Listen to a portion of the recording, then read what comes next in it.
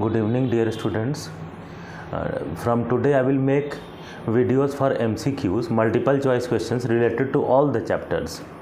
Okay, सारे chapters के लिए MCQs बनाएंगे, उसको सॉल्व करेंगे. तो देखो कुछ MCQs हम पहले से यहाँ पर डिस्प्ले कर रहे हैं. This is for chapter object oriented programming. Multiple choice question. Name the property depicted in the given image. ये कौन सा प्रॉपर्टी है? ठीक है, इमेज को देख के बताना है. देखो ये कैप्सूल का पिक्चर है, इसके अंदर दिखा है क्लास, मेथड्स, वेरिएबल्स. तो ये ऑप्शन होगा inheritance, polymorphism, data abstraction, encapsulation. So it's answer will be encapsulation because a class can encapsulate class, functions means methods and variables. Okay, next, identify the property depicted in the given image. इसमें image में property को identify करना है. देखो image क्या है? Television set.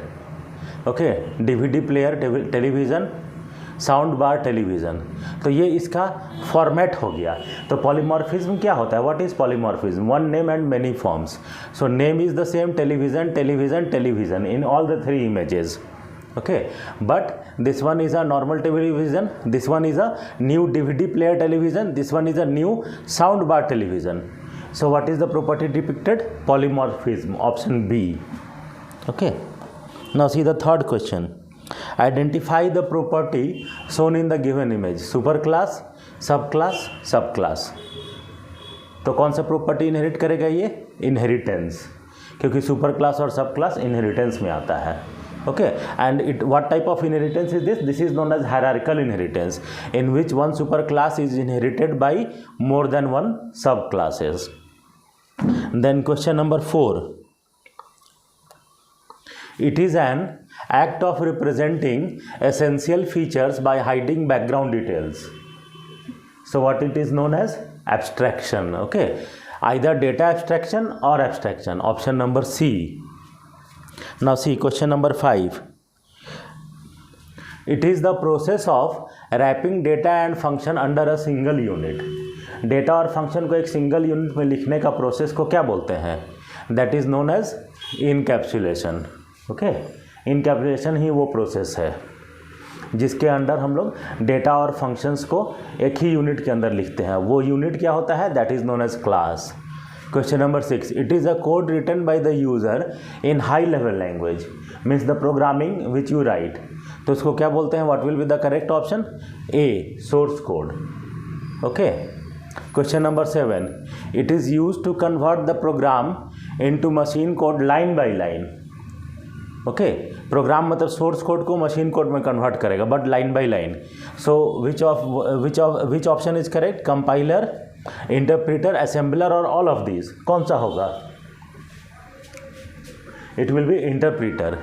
Okay, interpreter converts the code line by line. Next one, identify the correct ASCII code for digits from 9 to 9. ASCII codes, what is ASCII code? क्या होता है? American standard code for information interchange. तो digits का ASCII code क्या होता है? 48 to 57. तो option A will be the correct answer.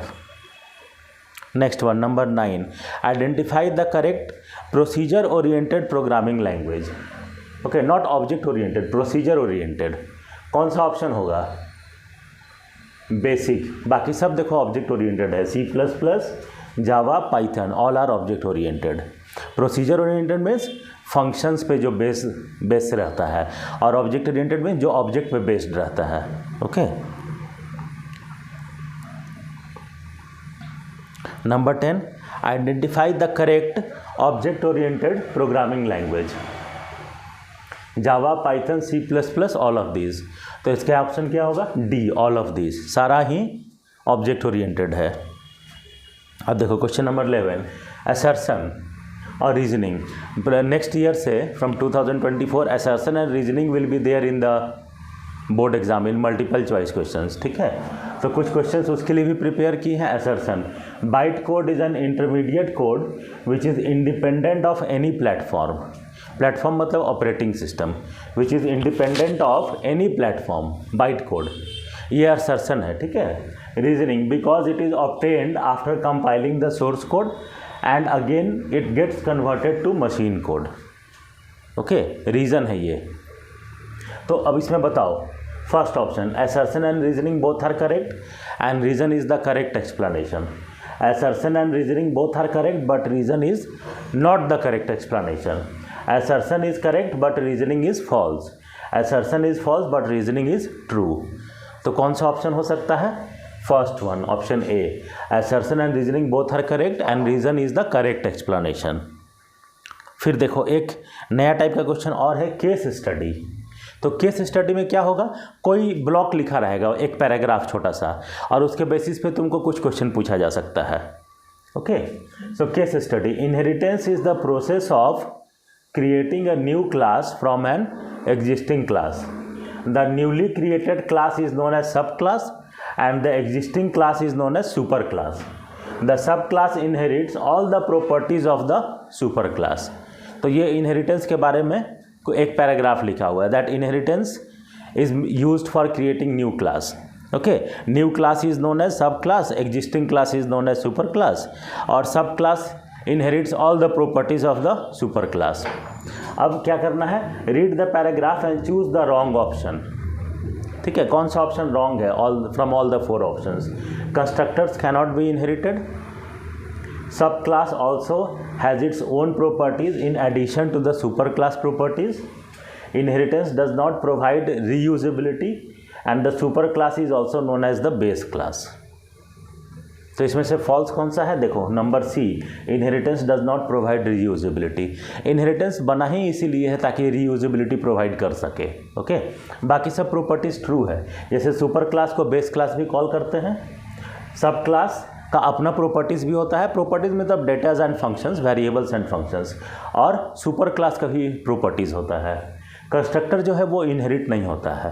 Constructor पढ़ाए हैं तुम लोग को पुराना वीडियोस में. So constructors can not be inherited.